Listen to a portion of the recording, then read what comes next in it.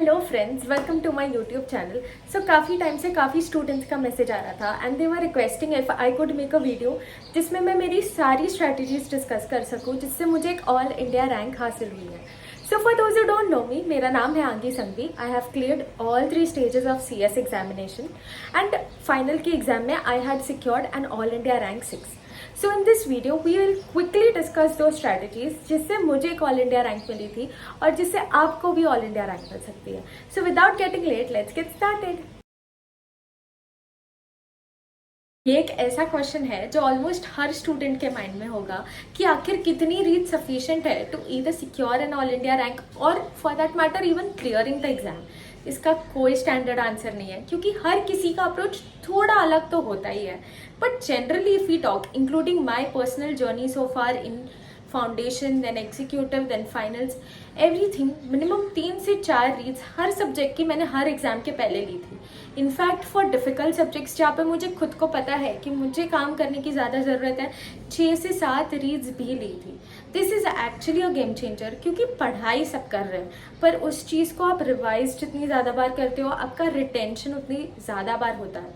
There is actually a different approach with goes with reads also. If I share my approach, for example अगर मैं पहली बार कोई भी चीज़ पढ़ रही हूँ तो मेरा रिटेंशन से ज़्यादा focus is on understanding things conceptually, और उसके लिए मैंने ये सॉर्ट कर लिया था कि मेरा फर्स्ट रीड मेरे को क्लासेस के साथ ही खत्म करना है ताकि मेरे जितने भी डाउट्स हो वो 2-3 महीने के स्टडी टाइम में तो एटलीस्ट मैं एंटरटेन ना करूँ। So this was my approach in the first read, cracking conceptually. In the second read, my approach was onto notings and markings very specifically. क्योंकि पता था अभी तक क्या important है, क्या important नहीं है, क्या छोड़ सकते हैं, क्या बहुत अच्छे से पढ़ना है, सबका नॉलेज आ चुका था। बट यहाँ पे कमी थी मार्किंग्स की, क्योंकि एक दिन पहले बिना छुट्टी के बुक का कवरेज लेना is not that easy. So my primary focus was making my notings and markings very clear, and in the third read I used to read only those things. I didn't read the entire content क्योंकि उतना time बचता भी नहीं है। एक जो question है जो हमेशा हर स्टूडेंट के माइंड में रहता है as to what is ideally the right source जिस पे हम रिलाई कर सकते हैं without thinking twice. So according to me कहीं से भी पढ़ाई की एक बार के लिए ठीक है, बट पर्सनली मैंने पूरा मॉड्यूल से पढ़ा था, इसलिए मैं बोल रही हूँ कि मॉड्यूल को इग्नोर करके नहीं चल सकते। 1 या 2 बार एटलीस्ट देखना ज़रूरी है।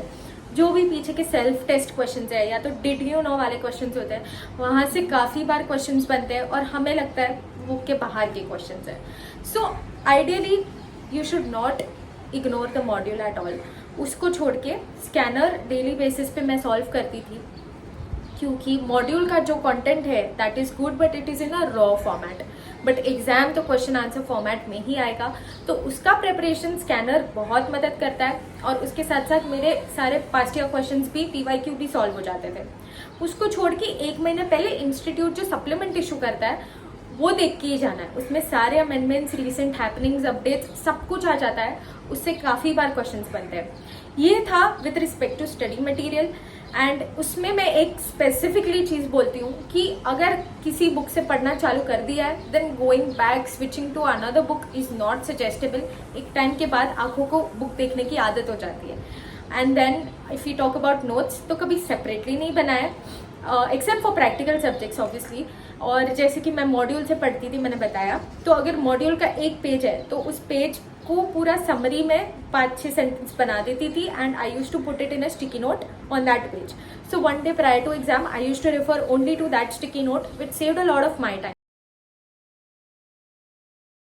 Y solving past papers important?